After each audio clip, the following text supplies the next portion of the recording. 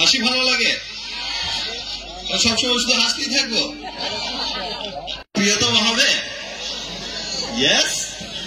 ও super man. তোমরা বলছো খুলতে, ওরা বলছে পরে থাকতে। আচ্ছা,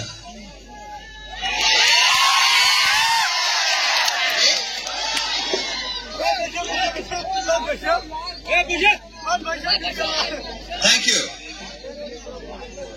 সত্যি অনেক বছর পর দেখা হলো, তাই তো? তোমরা মিস করেছো আমাকে, বাট আমিও ভীষণ মিস করেছি তোমাদের।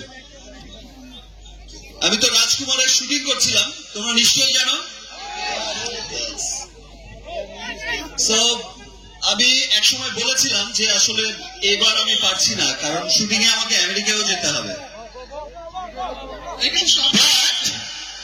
আমার বাংলাদেশের যারা টিম আছে তারা আমাকে বলেছে স্পেশালি, ভাইয়া আপনাকে অবশ্যই যেতে হবে এবার একবার, বিকজ অফ আমার প্রত্যেকটা ভালো কাজে, প্রত্যেকটা ভালো সিনেমার গানে, ভালো সিনেমায়, সবকিছুতে নাকি আসাম থেকে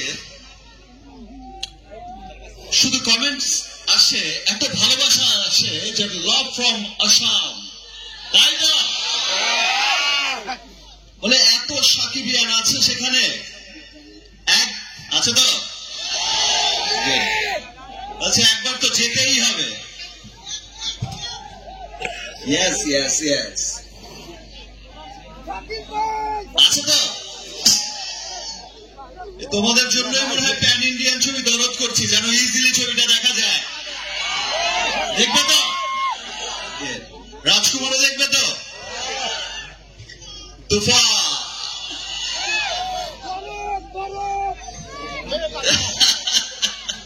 ফাটাবে না, বলে উড়িয়ে দেবে। উড়ে যাবে তো? সিরিয়াসলি তোমরা ভালোবাসো বিধায়ী আমি শুধু সব সময় সবকিছুর মধ্যেই হাসতে থাকি, তাই তো? I love you too, really I love you two.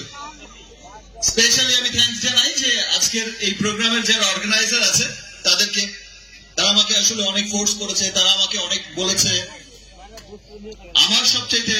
আমার অর্গানাইজার, আমার সবচেয়ে কাছের অর্গানাইজার রহমান ভাইকে, হিরো ভাইকে এবং এই কমিটির যারা আছে, সত্যি না হলে দেখাই হতো না, না হলে এই ভালোবাসাটা মিস করতাম।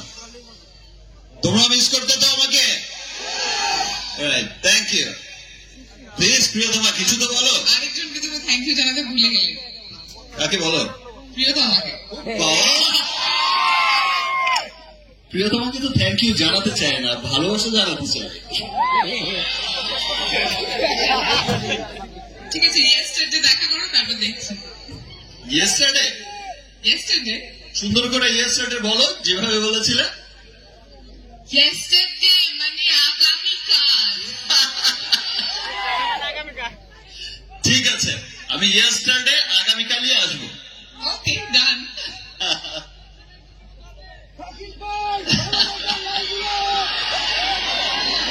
ভালো আছে মোটামুটি।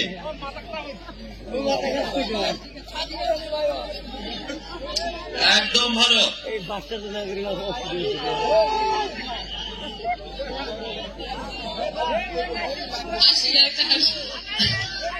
আমি তো সারাক্ষণ হাসছি।